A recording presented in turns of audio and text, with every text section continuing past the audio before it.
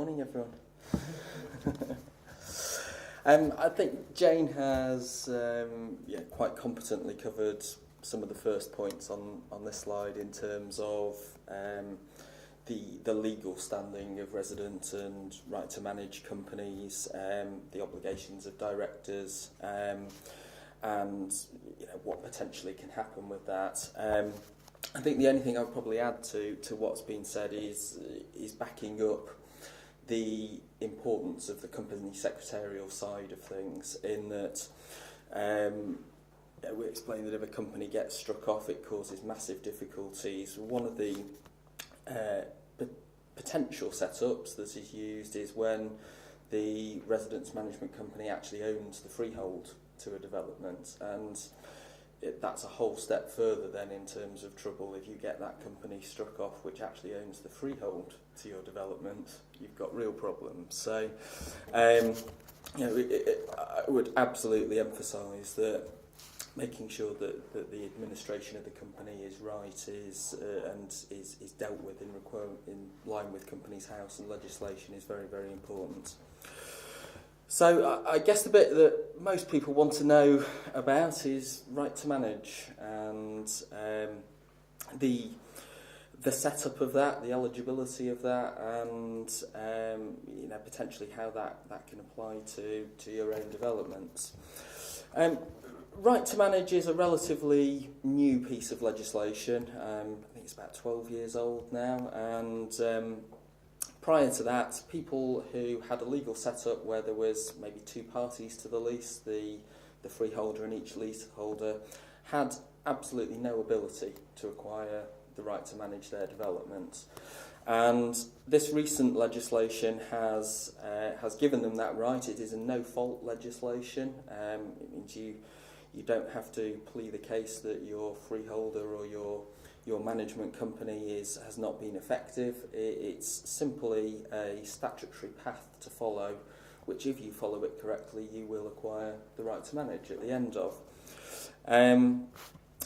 What it does is effectively puts the right to manage company, which is the body that will take on all of the management and maintenance obligations for the development, in the middle of the lease. So if you had a two-party lease with a freeholder and each leaseholder, then effectively you've got the equivalent now of a three-party lease with a right to manage company there as the management body in the middle.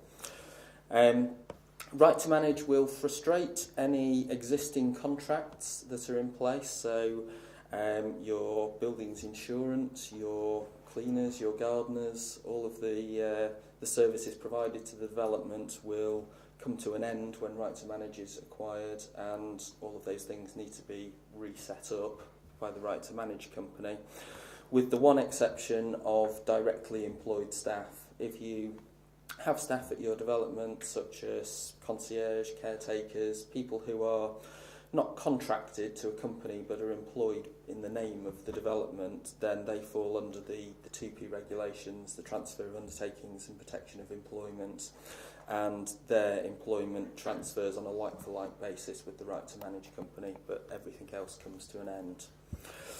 So, in terms of eligibility, what do you need to have, or what percentages are needed to mean that you can go through the right to manage process? The first thing is that more than 2/3 of tenants must qualify, which in short means having a long lease, a lease of over 21 years. More than 50% of the qualifying tenants must agree that they want to go through the right to manage process. The building must consist of more than 75% residential, so if you have a large commercial element to your development, it means that you're not eligible for right to manage. Local authority landlords and councils are excluded, so if your block of apartments is one that involves typically a registered social landlord, the chances are you won't be able to go through the right to manage process. And the building must be self-contained in its own right. And with some of these qualifying terms, there has been a number of grey areas recently. Because the legislation is so new in terms of law. I realise 12 years doesn't sound that new, but in terms of a lot of law it is. When it was written, there were loopholes, and as such, it's taken quite a time for those loopholes to be explored through tribunals, upper tribunals, courts, and for legal precedents to be set as to how to handle a certain situation in regard to eligibility. The most common ones which have come up at recent times are the percentage of commercial and residential areas in blocks of apartments. Probably the main points to clarify with that are that communal areas, residential communal areas, are taken out of any calculations in terms of working out that floor area. So in a classic example where you have 4 stories of a building, the bottom floor is entirely commercial and the top 3 floors are residential, then part of those top 3 floors will have residence corridors. And those corridors are actually taken out of the calculation. So as much as in that scenario you might think we've got dead on 75% because there's 4 equal floors there, because they take the corridors out, it means actually there's just more than 25% commercial. So that's a point which has been argued from time to time. Common areas in terms of that percentage where there are parts of the building that are used for both residential and mixed use are generally speaking prorated, and I think the term is something along the lines of either demised to or intended for use by a single resident. So if you took, let's say, a car park with spaces in it, and a space in that car park might either be conveyed to an individual property, or the car park may be owned by the freeholder, but you might have a right to park permit within that car park, which gives you a set space for indefinitely as long as you own the property, then that space would be considered a residential area of the development. The common parts of the car park would be considered common areas. If there were spaces that were demised to a commercial premises, they would be demised as commercial. So it can be a little bit of a minefield in terms of working out those percentages, but they are the main areas which are contended and to take into account when making any calculations. Other things which have been debated recently are the term structurally detached and self-contained. So when you look at almost any city centre, the buildings, albeit large buildings within that city centre, are quite akin to a row of terraced houses. You have buildings that abut next to each other. And one of the things that's been debated is whether a building such as that is actually structurally detached. Does it require the buildings next to it to stand up? Is it possible for that entire building to be redeveloped in its own right? One case recently is to do with a basement car park where there are 2 buildings which are entirely separate, but under them there is one big basement car park which spans them both.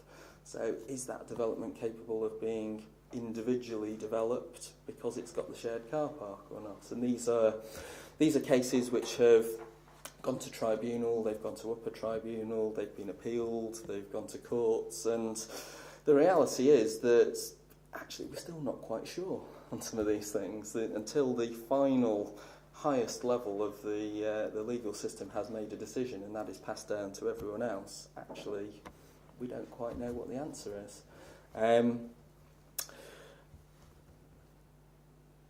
What other elements there are really to discuss about that? It's probably perhaps best to have some questions. Worth just pausing there just to see, because there's a number of people here with concerns, particularly around this issue.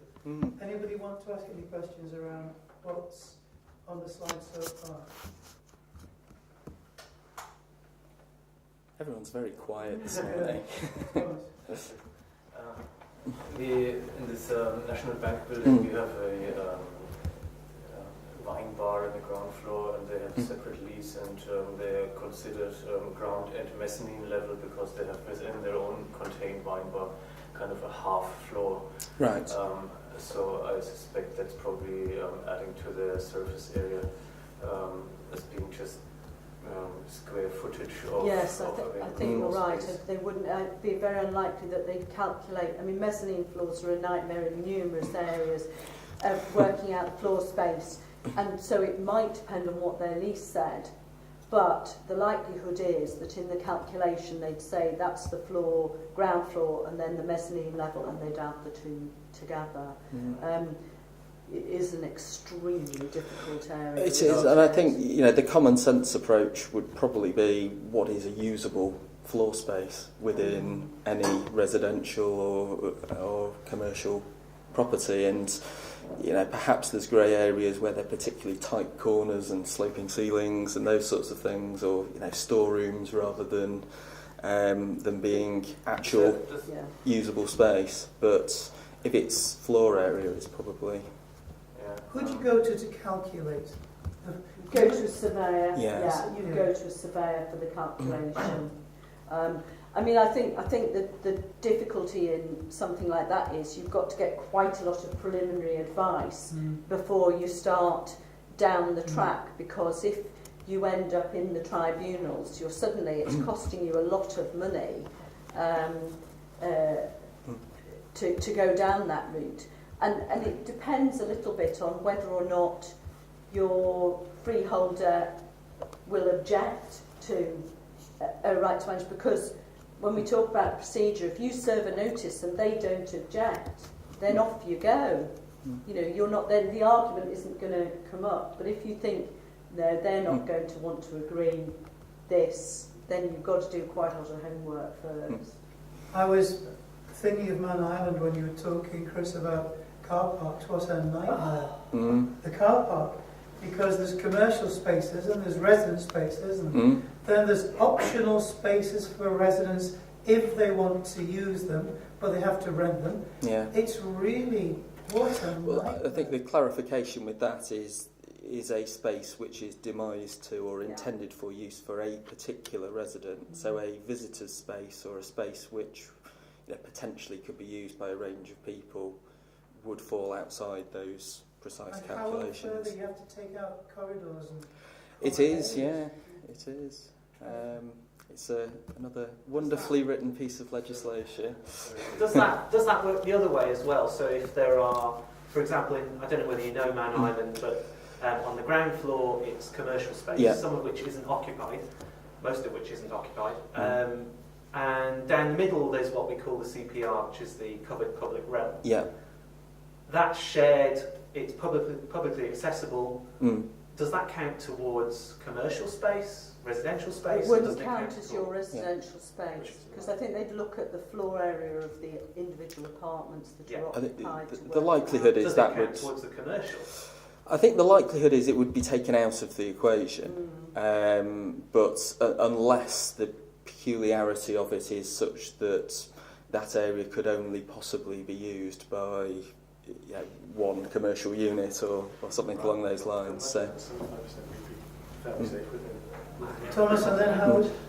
Just briefly, we've been looking into the floor areas from our building there, and it seems to go the way that the residential is more than 75%, but it's been argued in the past that because the commercial unit pays 30% of the heating bills, because we have a communal heating system in the basement, that would kind of imply that they are responsible for more than 25, but I don't see that connection. It is a measurement, it's not.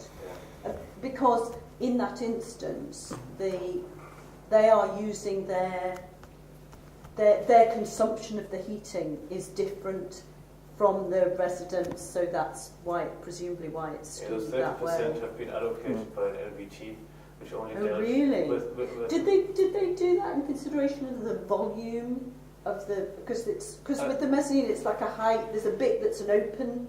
I suspect, I wasn't part of it, I think Jerry was involved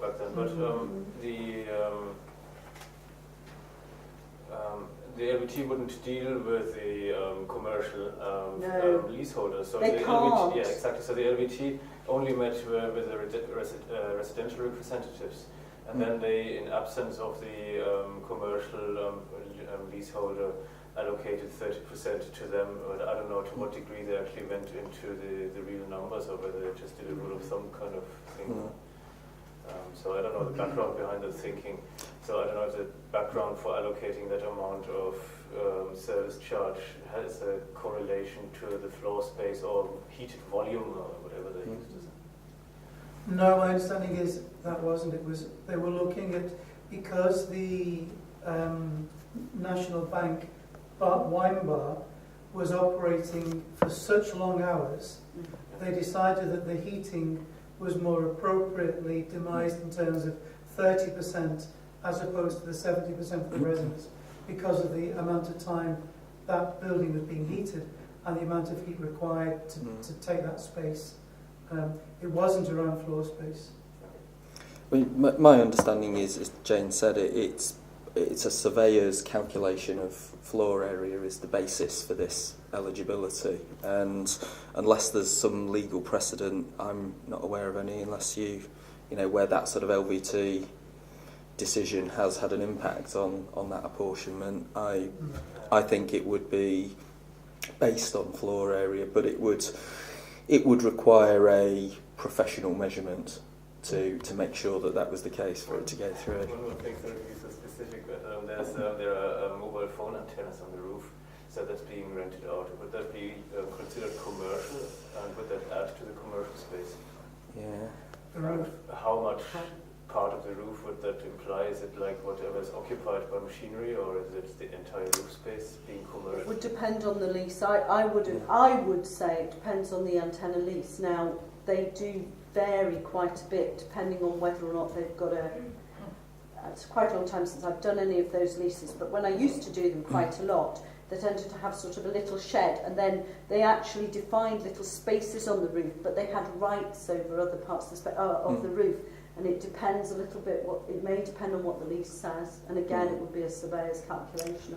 I guess it's probably the same sort of principle in that an area demised for the intention of one person. So if as Jane says, there's a little square of the roof which is actually what's covered by the lease and demised to the people who have the aerial, then that's what would be counted. If they've been demised the entire roof space, then it would be the whole roof space. So, Gosh. Just to the point where residents think there's hope, yeah. you then discover the roof's not going to be included. It's dreadful.